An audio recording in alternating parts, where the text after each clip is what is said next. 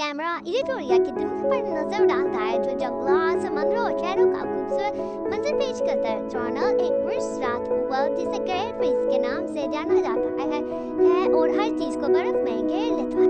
आर्या अपने गांव की एक नरम दिल लड़की है। आर्या को पता चला कि इसके पास एक नायाब तोहफा है। इसके छूने से बर्फ पिघलने की सलाहियत वो अपनी ताकत के साथ तजुर्बा करती है, इसे कंट्रोल करने का तरीका सीखती है। आर्या दुनिया को उसकी तरफ बेहाल करने के लिए एक सफर पर निकली।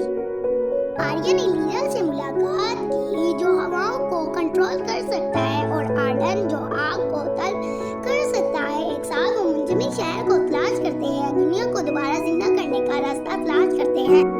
इस ग्रुप को एक कदीम मुतन दरियाफ्त हुआ, जो अजीम मुंजमिद के राजों और इसे कैसे लपेटने के बारे में बताता है। वो सीखते हैं कि उन्हें दुनिया में तवाज़ुन बहाल